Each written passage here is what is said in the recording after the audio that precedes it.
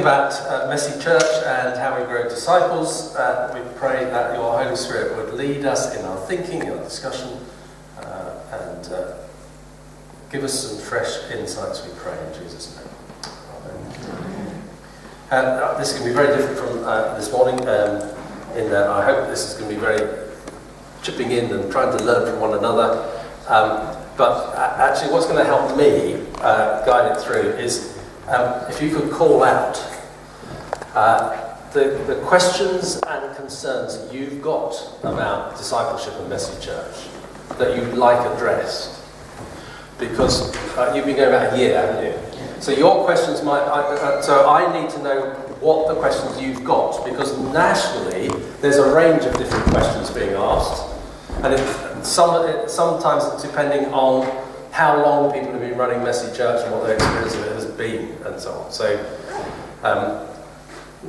what are your concerns or questions about discipleship in Messy Church? Just call them out. Yes? People are trying to settle with coming here. Yeah. What's the next step? Yeah. Okay. So moving them on from just getting them in the first place. Yeah. The group is so big. How do you pick the ones find the ones who are most spiritually open for work with this? Yeah. Funding, Messy Church. Funding. Moving it forward with baptism. Okay.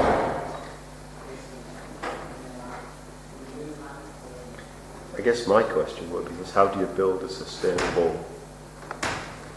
platform on which you can reach to them and they can come to you, like building a bridge from two sides of a river, you know, Yeah. at the same time, so that what you put in place actually is capable of growing. Okay.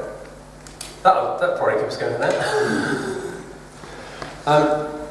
This is where, let me explain where I come. Obviously, I work for Specialised Scripture Union in children's and family stuff for several years, and children and youth work has been part and parcel of my ministry since I became a Christian at 15. It's never not been part of my stuff.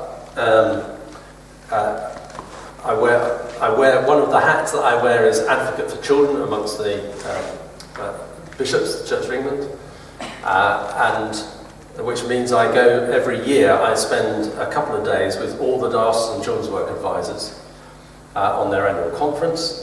But it's not just the Anglican children's work advisors who come to that. It's also the person from the Baptist Church and the Salvation Army and the Moravians and the URC and the Messy Church team come annually from BRF. And Lucy Moore has become a good friend over the years. Lucy occasionally uses me as one of her sounding boards. Occasionally I get a call or a message from Lucy saying, can we sit and have a coffee for a couple of hours? This is where I think we might be going. Can I just test some of it out? So that's where I've observed Messy churches operating in a very large number of contexts now. And if you've read or seen the book Messy Church Theology, I wrote the foreword for it. So if you want my brief, why I believe in Messy Church, then read the foreword to Messy Church Theology, or the introduction. So that's where I come at it from.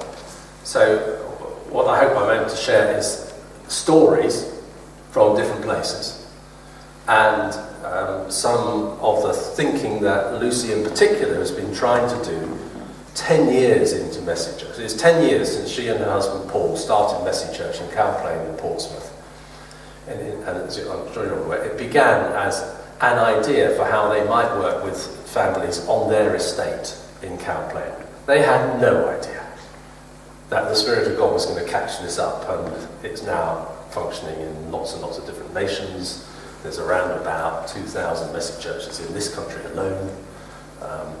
And it's become quite a big task. And so Lucy has, I think this is one of those occasions where a Christian organisation has been very thoughtful. Barbara and BRF have actually released Lucy from most of her other duties so that she can do some thinking and hard work around the issue of discipleship. Because it's a question that has arisen in many, many places. We're being incredibly successful in terms of getting quite good numbers, but how does that turn into long-term discipleship? And one of the core questions, of course, is if you only run it monthly, or even if you run it less than monthly, how do you do anything sustainable on that kind of level of engagement and attendance? So those are the kind of questions that Lucy's trying to look at, and she's really, in many ways, just trying to gather stories from different places as to how different people have been tackling it, and are there lessons to be learned. She hasn't finished doing the research, so I can't tell you what all the answers are. But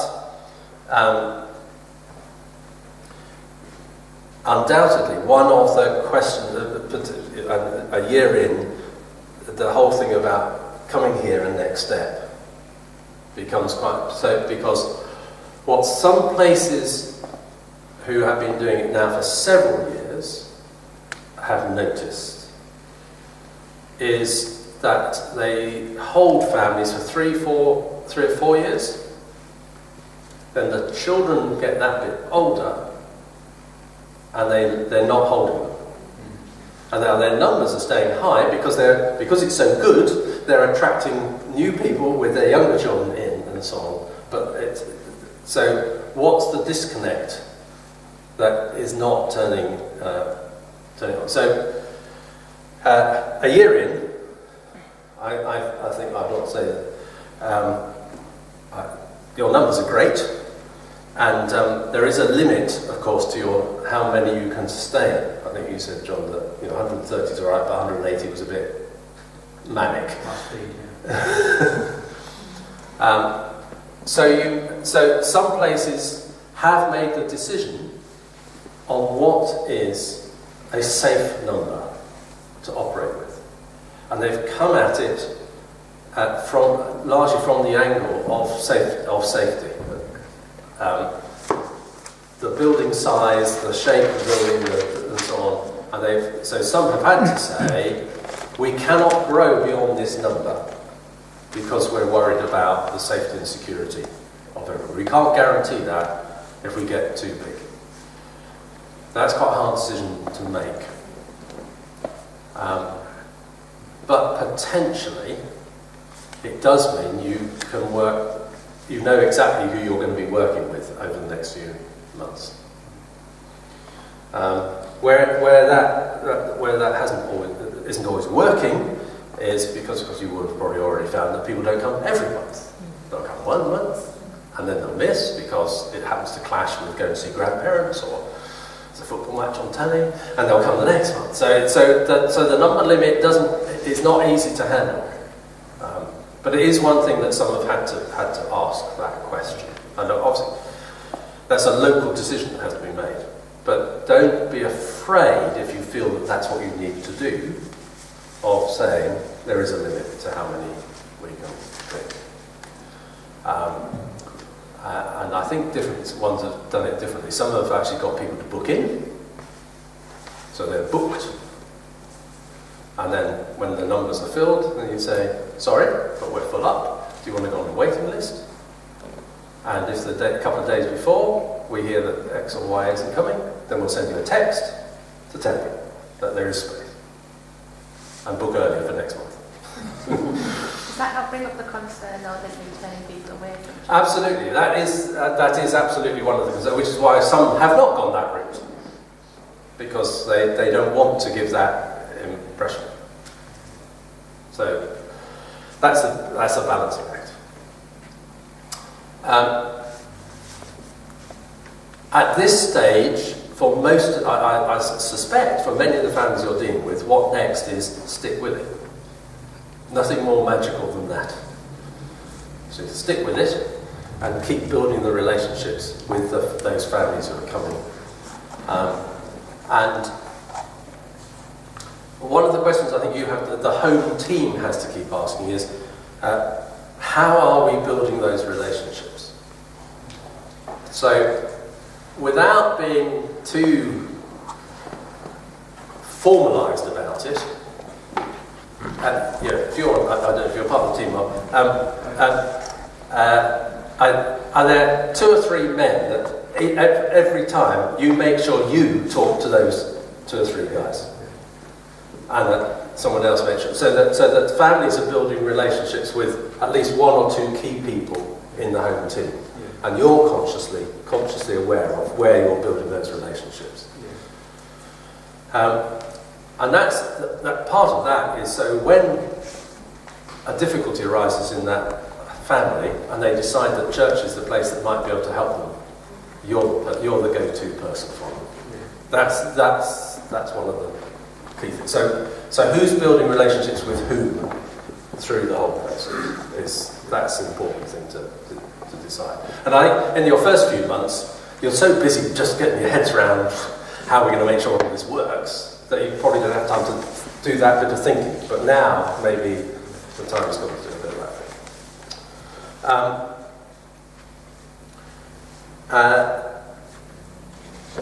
Are you using the Messy program, the books and stuff, or are you coming?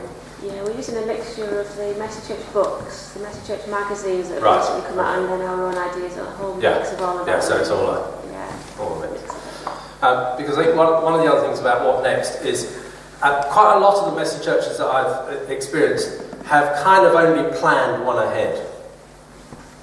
I think the plus about the fact that now there's quite a lot of materials available is it's worth thinking a bit more strategically about, at least over the next 3, where are we going, so that there's so there is some clear continuity.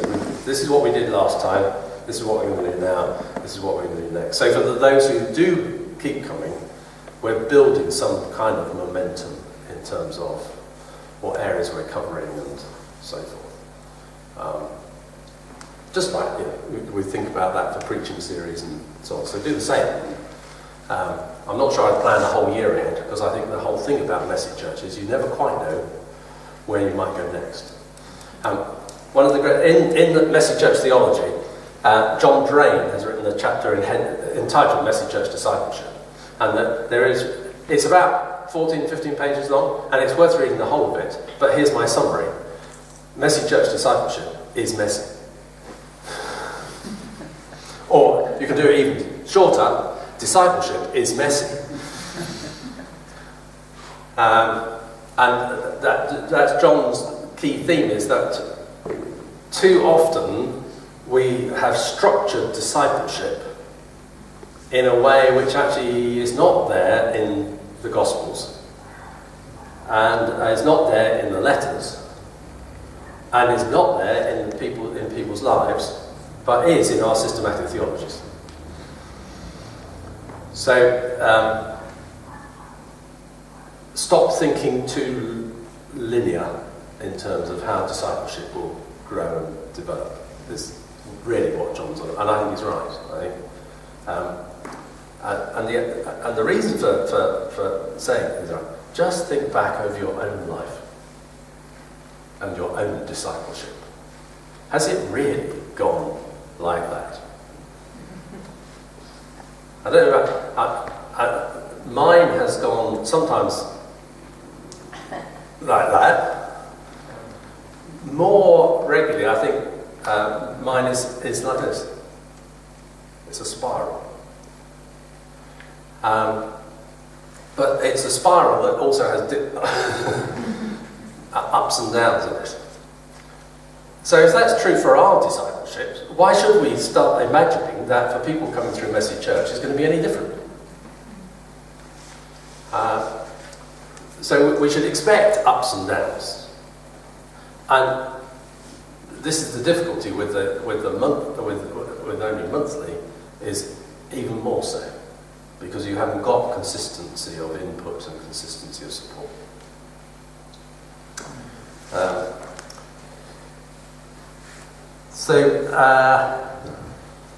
That's some thoughts on next steps. Size of group, openness. Well, or is it that there is the question about limiting and so on? I suppose, do you do it here? Half. Do the celebration here. You do the celebration in here. Craft in the hall, celebration in here, food in the hall. Yeah. So you're using the whole plant. That's the yeah. And does that feel right? Does that feel like that works? That division? It feels like the only thing that could possibly work. Fair enough. I think it works. Yeah, I think it works well because they gravitate, obviously, first of all, they've got that hour of craft that fills the hall. Yeah. But then to come into church and have the celebration here on a practical level gives time for the kitchen team to set up in the hall for all the food. Ready for the food. But also it's a great way, I think, to show the community that you can come into a church and you don't have to sit as quiet as a mouse. You can actually come and have fun in it. So to actually come into the church, I think it's quite important. And you would have had less of a journey than many, because you're relatively informal, you're 10:30, or very informal, you're 10:30 anyway. Because for some churches that have gone down this route, they've kind of gone from really formal to really informal in one great big leap, and have really struggled with how do you handle that. So you haven't got that difficulty to worry about. And you're used to this space being a place where people can move around and make noise and jump up and down and so on. And again, in some places that's not the case. So,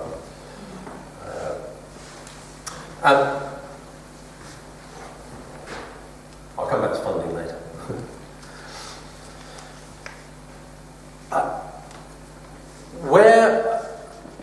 One of my observations, and indeed Lucy would share this, when the pleasure of visiting quite a lot is also you notice, you get the chance to kind of be the outside just watching what's going on.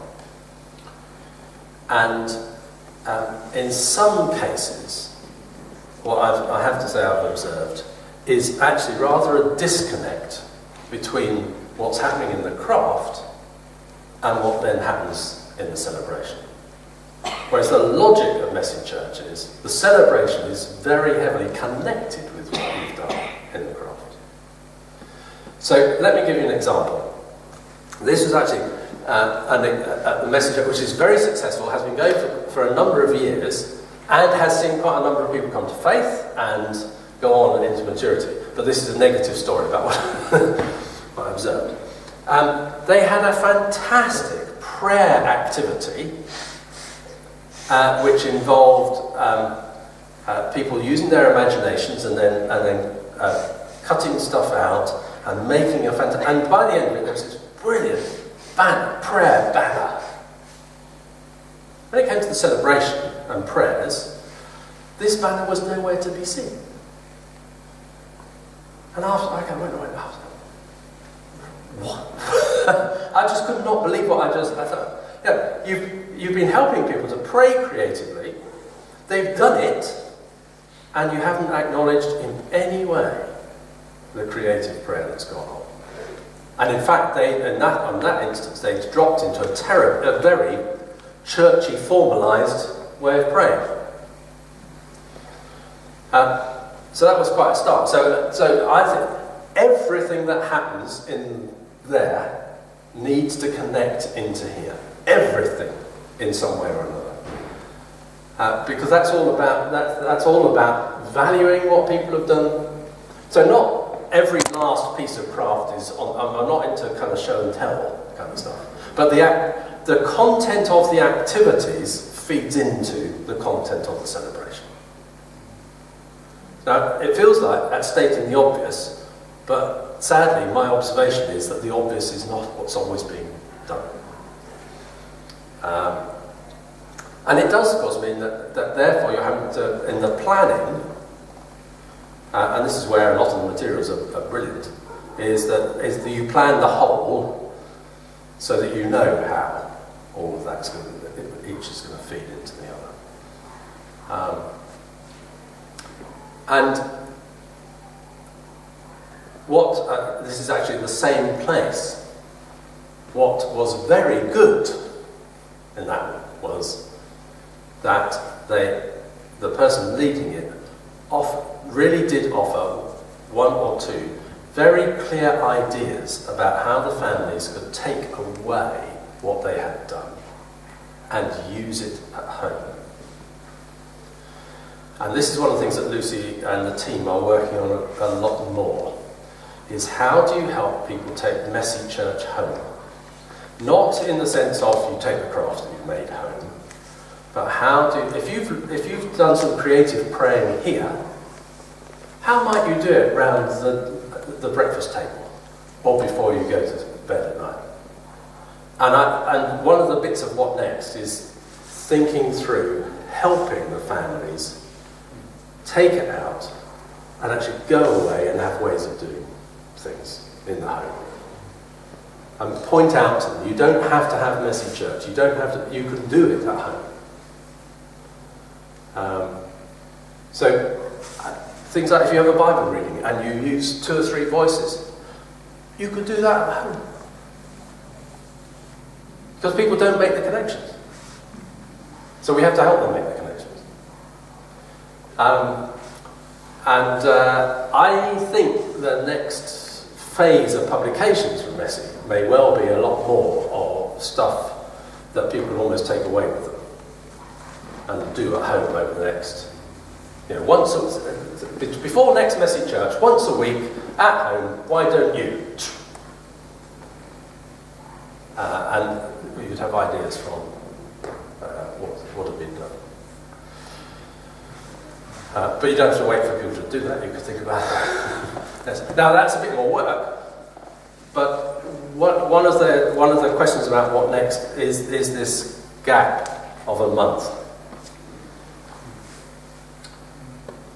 In Nottingham, there is one church that has gone down the route of running a messy church every single week. Nervous laughter and twitching. How many children do they get? Now let me say that they've done 2 or 3 things which are interesting. They're a church that is actually quite small in number and doesn't really have many people who are gifted, who would have the gifts to run children's activities on Sunday morning. So they've decided that they'll go the messy route. Because people, interestingly, some of the adults are happy to do that, but if you'd ask them to run a children's group, they would run away. And so, like you having 2 services on a Sunday morning, it is on a Sunday. They've deliberately gone for Sunday morning. Interestingly, they've gone for Sunday morning because they did survey the people who were coming and say, when would you like it? And they said, we'd like it on Sunday morning, which of course runs against what most of the textbooks are saying. So they do it on a Sunday morning, and they don't do a meal every week. They do a meal once a month, and they just do tea and coffee and biscuits and so on. Because, actually, interestingly, the families themselves said, we realise you can't do food every week, but we like the food, so can we still have the food once a month? And we're happily so. But I don't think many people will go that route, and I suspect actually it will be smaller churches that might. For the reasons that one's gone that way. And it's proving quite, they must have done that for 3 years now, and their numbers have held up quite well. And they've certainly had new people coming in. But some are beginning to think, do we need to go to fortnightly? If this really is church for these people, might we need to think about doing it fortnightly?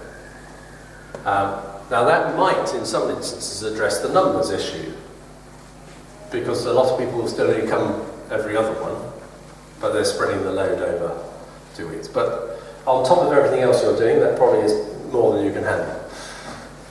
But that is that's where 1 or 2 are going. And frankly, they're basically saying they're working on the premise that we do some things well. What do we do best well that's going to reach new people? We're going to go this route. That means we're going to stop doing these things. They've been honest to say that's the only thing is we have to stop some things in order to move to doing that.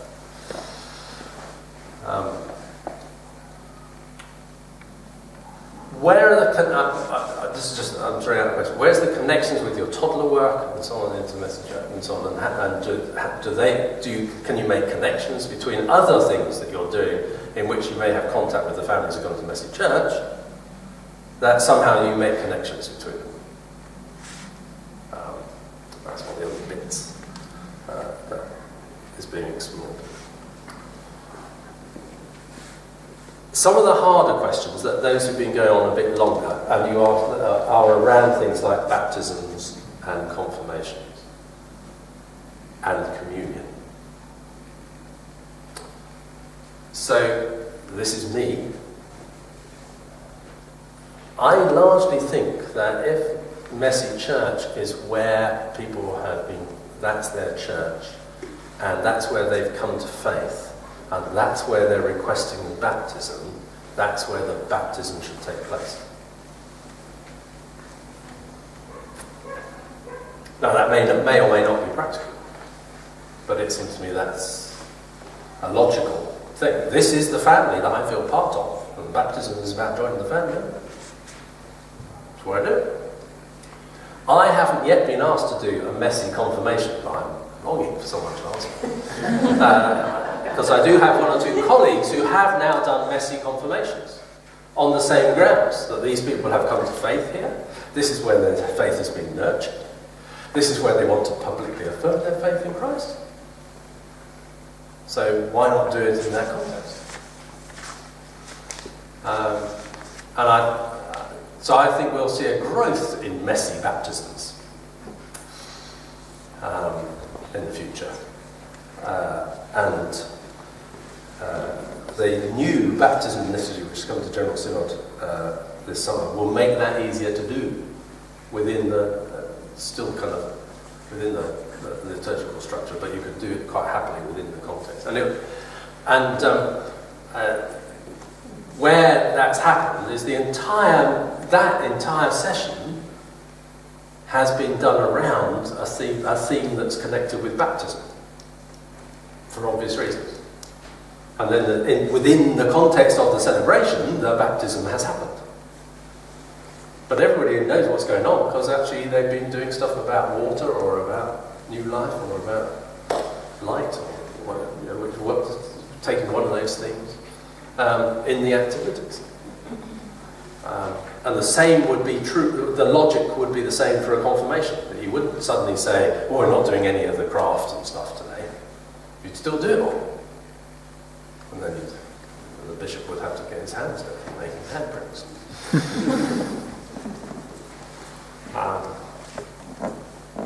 And some of the longer term messy churches now are seriously looking at should they do communion sometimes.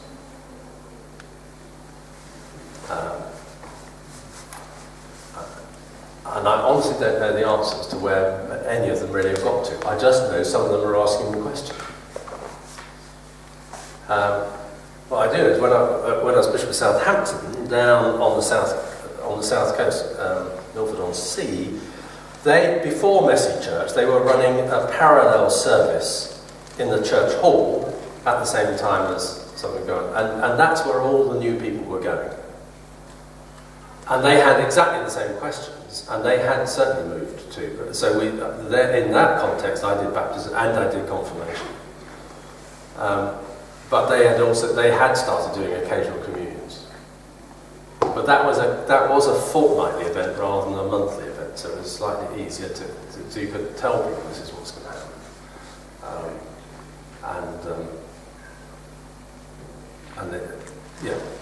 But I think that's one of the questions. If you keep going for a while, you might find yourself asking some interesting questions like that.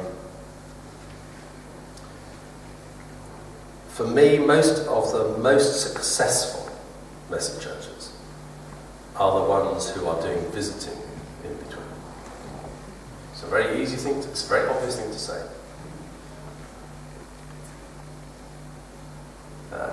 And this is where the building relation. So, between 1 month and the next, can somebody call in to that household and say, it was really nice to see you, how's everything going?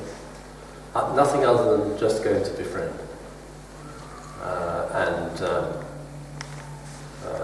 They're much more likely to come consistently on that basis, but they're also much more likely to start asking questions. And they're usually questions about parenting or schooling or stuff like that. So some system of trying to visit families, particularly when they're first coming along, not in such a way they feel they're being got at, but in a way they feel loved and cared for. And that's part of when people come, I don't know whether you do, but one or two certainly do, or no, quite a lot now do, they do have a registration and do ask people for mobile numbers and email addresses, if they're willing to give them. So that actually you can text to say, next Messy Church is. Because the biggest reason people don't return is they just forgot. No one reminded them. And that's one of the biggest difficulties with monthly. Yeah, we all say, church is a great place for saying, on the fourth Sunday of every month. Frankly, the rest of the world does not operate on the fourth Sunday of every month. It operates on dates. You know, so actually you want a date. So text the date. Email the date. Have you got a Facebook page for Messy Church? Specifically for Messy Church. Yeah. So you're already doing something right. It's those kind of ways of keeping in touch, staying in touch. And a Facebook page, of course, would be one of the places you could put the ideas of, at last Messy Church, we said, why don't you? Here's a reminder, why don't you? And that wouldn't take a great deal of work, would it, actually? No. Does someone watch the stats on how much a Facebook page is actually looked at? I don't know. And it's all those kind of things, I think, that build sustainability. And you would have picked up from me this morning that the transfer from Messy Church into regular Sunday is not necessarily one that some people will ever make. But it's going to be interesting to see what church becomes for them, their expression of church. Because as discipleship develops, the logic for me is that people will want to gather for mutual support and worship.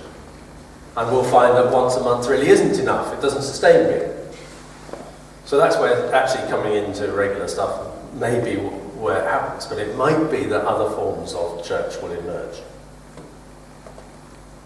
Who knows? And certainly the folk involved with Messy Church nationally have no idea what might emerge. I think something more sustainable will have to emerge if it's really going to build lifelong discipleship. I've ravaged on about those things for long enough. Thoughts, questions? Yes, Nicola. Messy youth. Yes. Just throwing it out there. Yes. Because they come to an age where they Yes. think, is this for me? There's a lot of younger ones about. Yeah. And maybe the celebration isn't targeted at them anymore.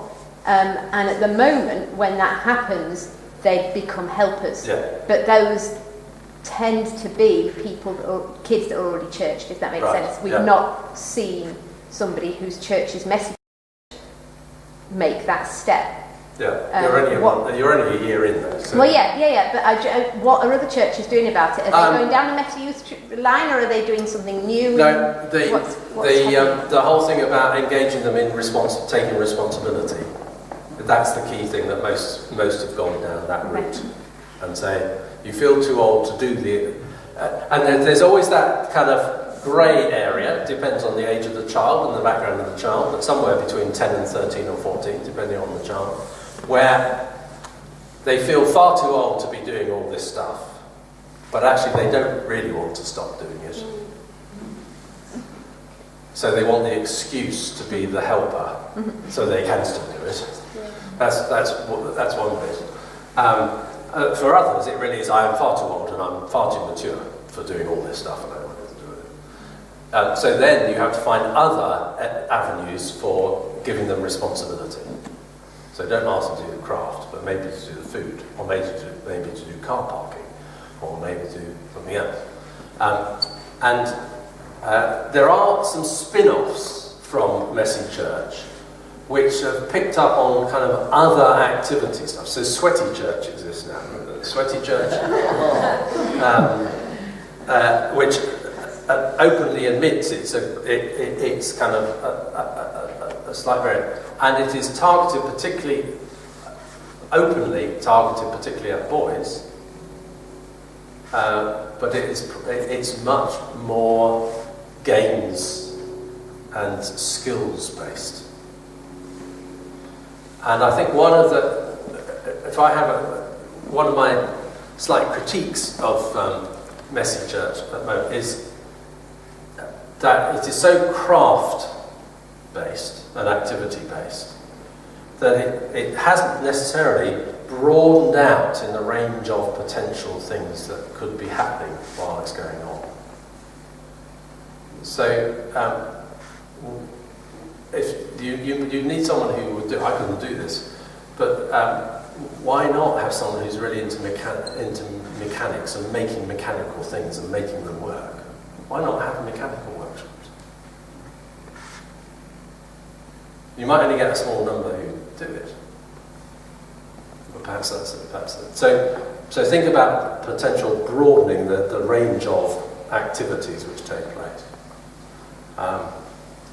And I think that can help young people actually think. So start skilling them up around sound systems and projection and so on. One of the I was at the this is not message up, but the school leaver service in the cathedral the other week, where there were 6 of these enormous year 6 leavers. One of the best bits about the way it's run in the cathedral is that all the technical stuff, there are year 6 pupils with cameras, year 6 pupils with running the laptops.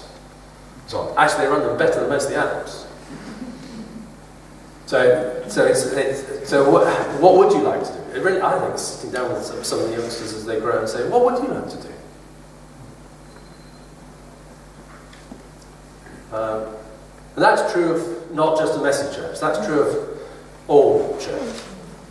The big way of holding young people, the research that's been done with people in their 20s and early 30s on why are you still in church, one of the things that they all identify is I was given responsibility as a teenager. I was trusted to take charge of something. Now, of course they were supervised and so on, and they felt valued and wanted because they were given responsibility. And I think we have to do that within the Messy Church context. So who does the celebration? And again, you're a long way ahead in many churches. The fact that you young people take services from time to time and preach and so on. Well, why get them to do the celebration some of the time? Get them to do the music. Or whatever. Get them to write a song. It might be dire. It might be brilliant.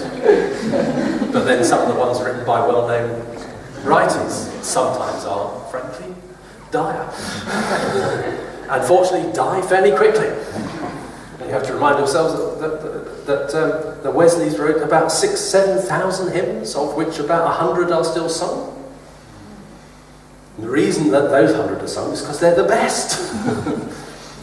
And people like Tim Hughes and Matt Merriman and others will admit that some of their stuff has disappeared off the canvas because that was the best thing for it to happen in the long run.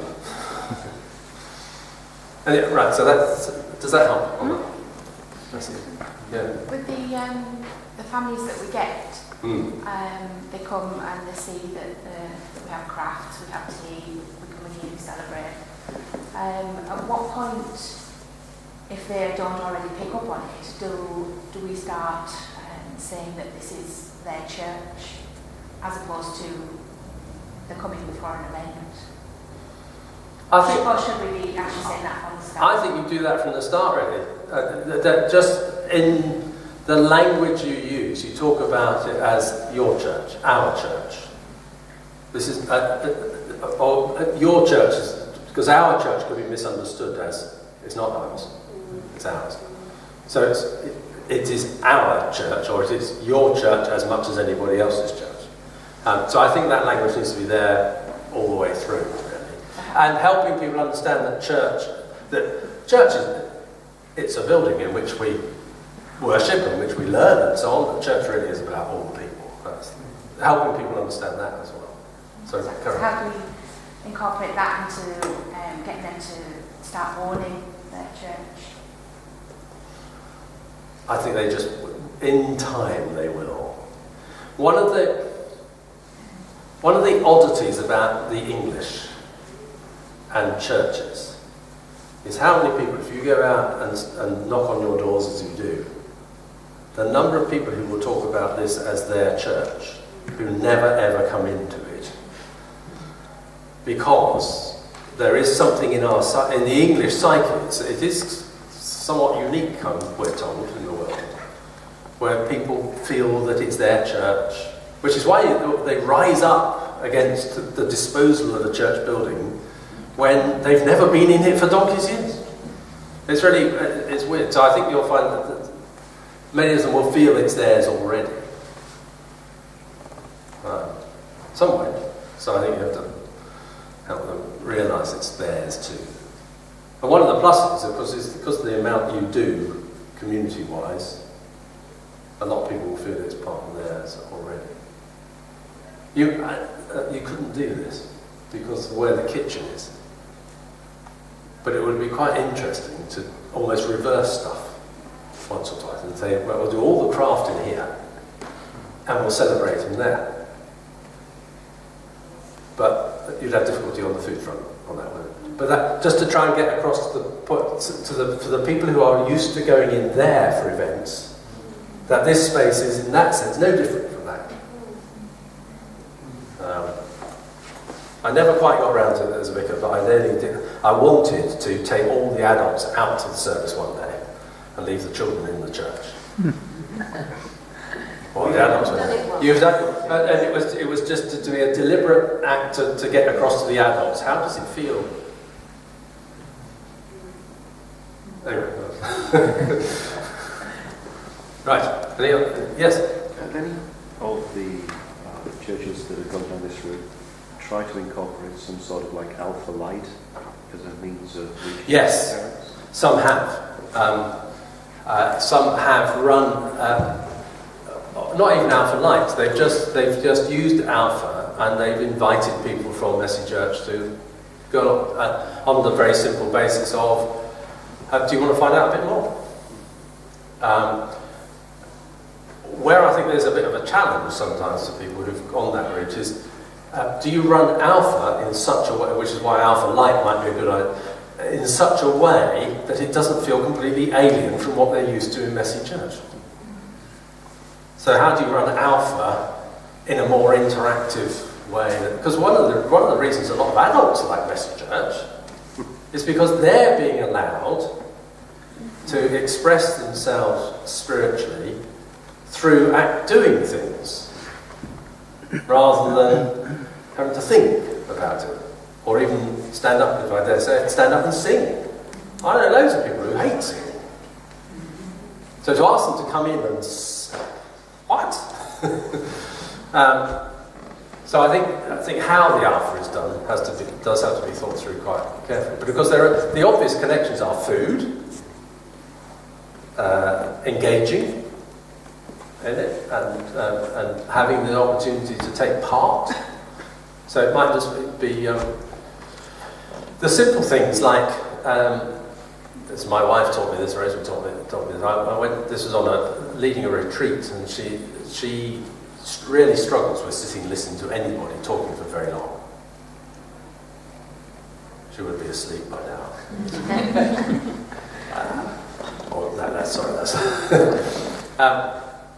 So she likes stitching, or knitting, and you see, culturally we struggle with that. But actually on a conference type retreat, and it was for a group of clergy spouses, this was, and so we agreed beforehand, she was going to say, I'm going to be, while Paul's doing the talks, I'm going to be, and you have permission to do so. And she supplied stuff for making friendship bracelets or all of the stuff. 19 out of the 20 people sat through my talks doing things. And most of them told me afterwards they remembered more than they usually did. Now it's learning something different about but so when we're running Alpha, perhaps we should have Play-Doh in front of us and all sorts of things like that, so people can just pick up and play. So it's picking the craft side of it that way. Yeah, because it just struck me as I was sitting here. I wonder how many of the folks that could actually play instruments and rather than us lead the worship get them to do that. Yeah, absolutely. Yeah. Well, just say, come and jam with us for a bit. Because quite a few people who play musical instruments don't necessarily get the chance to go and play with other people. So not even in the work, perhaps that's one of the other activities you see. Yeah. Do you play a musical instrument? Bring it with you next month. And let's create a mini orchestra. This was a rather larger piece of work than that, but I had an amazing music director in Walthamstow, Jonathan, who said to me it was his idea. He said, I want an orchestra.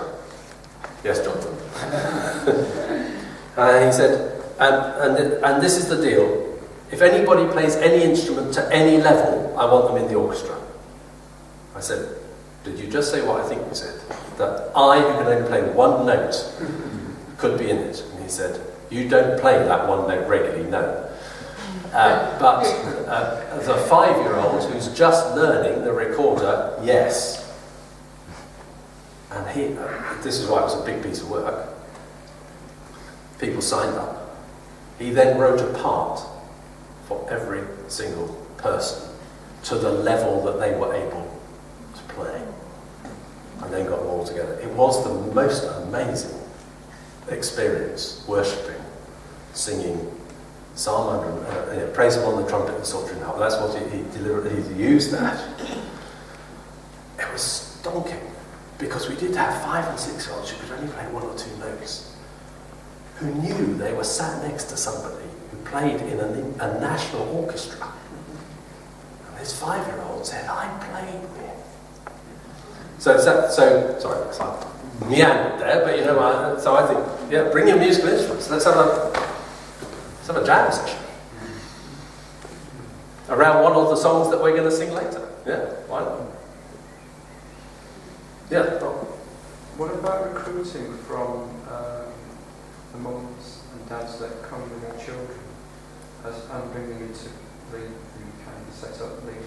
I think you're right. I think one of the things that I don't be afraid of asking people whose faith may yet not be anything or very, very uncertain to take on some responsibility. They're more likely to come to faith and grow in faith by being asked to help and do that. Yes, I think that's absolutely. So it's a good thing to do. And sometimes, sorry if this sounds sexist, but sometimes that's a good way of getting the dads in. Actually, asking them to do something. Yeah. Yeah. Anything else? We've got 5 minutes. Yeah. Someone earlier raised a topic which we're wrestling with, which is finance. Oh yeah, sorry, I didn't deal with that one, did I? I didn't notice you had It wasn't deliberate. What's the particular issue around finance for you? At the moment, we are essentially paying for it to happen. Yeah. Well, what we're wrestling with is that we don't bring people into church to pay. No. we do, with Jan's toddlers, they pay something, don't they, Jan? Right. Yeah. On a routine basis. Should we do the same sort of thing with the... Personally, I wouldn't go with a pay route, but I would go, you've got a notice out there saying we do not take offerings in this church. I see every reason why for Messy Church you do a similar thing. So we don't ask you to, you do. Yeah. Okay. The bowl on the table, and that's it. And I think it supplies about a third of what it costs. Okay. Something It's like that. varied from each month, yeah. I mean, an average Messy Church here, because of the numbers that come, cost us between £400 and £500 a month. The vast majority of that money is actually, so far this past year, has been paid for out of the sub money that comes in through toddlers and play and praise that we run each week. So that hasn't been too bad, but to continue to sustain that isn't going to work. So we do ask for donations. Yeah. The most we've ever had, I think, was £133, something like that.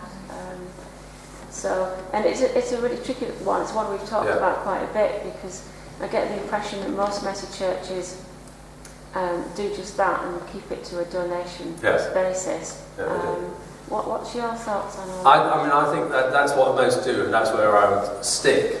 And it's a key question for your staff team and PCC to talk about. So, what level of funding are we prepared to put into sustaining Messy Church? And you build it into the church budget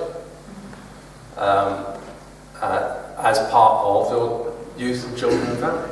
Well, so I think the right and proper thing is to budget for it properly within the main part of the budget. Help people understand this is one of the things that your giving is going to help with, and keep asking keep the donation thing going. Because you said you don't want to. I would say you don't want to get into the business of people paying, because the people you would put off most are the people who I hope you would most want in, which are the ones who could least afford to pay. And they are the ones who would first see a cost and not come. But it is tricky. It probably isn't. You probably don't do yourselves any harm by even saying donations. Even if underneath it said it costs us X to run every Messy Church, because genuinely people, I still meet people who still put a very small amount in church collections and genuinely think they're paying for what it costs, and that's people in church. So for new people who are coming in, they won't have a clue really how much it costs. Have you ever done this on chairs? I did once. We put a thing on every chair in the church and said it costs X amount of pounds per week for this chair to exist in this church. Or for you to as a way of communicating to the congregation. That was. I'm not suggesting you do that with Messenger. Would you put a suggested amount? Yeah, you could. Yeah. But be very careful about how you put it. I think a suggested amount would put people off, personally. Yeah. You just need because I don't know. You get a lot of varying wages brackets within that Messy Church. Yeah. I think that if part of what Messy Church is about is us expressing hospitality to others, then I think you'll be very careful about asking more than just. But people like to so don't they? And some people may. I don't. This is another. How do you involve the parent? Is trying to find out. Do some of them like cooking? And some of them might struggle to put money in, but might say, you know what? I'll bring a rice salad, or I'll bring a. They might that contribution in kind. It's one of the lessons I've learned from the African church, which is. Collections are never only money, but people come with buckets of rice or a chicken, or if they're really rich, a goat, which you then auction at the end of the service, which is great fun. Yes, John? You mentioned about taking stuff away to develop themes between them. We've started just a two-sided machine, which tries to do. Oh yes, I think you sent me one. We want to make it better. We're going to start making it better from September. One of the ideas we had about that was to say on each one, last month's message cost us £427.98p. Thank you for the contributions, which amounted to £122.19. Just making the point of what it cost, what people gave, which we're very grateful for, but making the point that this is, Message Church happens because of the generosity of people in the morning congregation. Well, and just giving that. You absolutely could do something along those lines, because you're not pushing it down people's throats or anything. It's about information. It is. It's information. You might even want to say the church doesn't expect to break even on this. You might, so you make it clear we're not looking to even balance the books necessarily, or perhaps you would like. Yes. We've been talking about making messy disciples, and you've mentioned that a lot of the churches, they visit between the months. So what we're really saying is, in order to get very far, we need to build stronger relationships, and we're not going to do that on an ad hoc every month or every 2 month basis. Have any other churches sort of facilitated that by perhaps having some kind of getting 3 or 4 or 5 families together, and almost like a little cell group or a home group or something? It's not there to do the Bible story, but just to bring a few families together in some kind of setting, so that they might move it. Because our Messy Church is so big, unless they happen to know each other, you could come as a family and leave, and you've had a great time, but you still don't know anybody. And obviously we do get movement within people coming into the area and so on as well. So I just wondered if that had been done elsewhere. No, I think it's a great idea. I'm not aware of anyone doing it. Why don't you try? No, because I think that sounds like that might be for some, that might be a very good way of doing it. And I think one of the things that some have done is try to think creatively about how they do the food side of things, so that you kind of create larger family groups for the food, so that so they're not just in their little family or big family if they've got lots of kids. But there is a bit of mixing and milling around at that point. But yeah, it's one of and you will have seen as well, because families operate differently when they come to Messy Church. Some will scatter to 4 or 5 different things and then gather and compare. Others will go around in little groups, and that's fine. Families will choose to operate differently.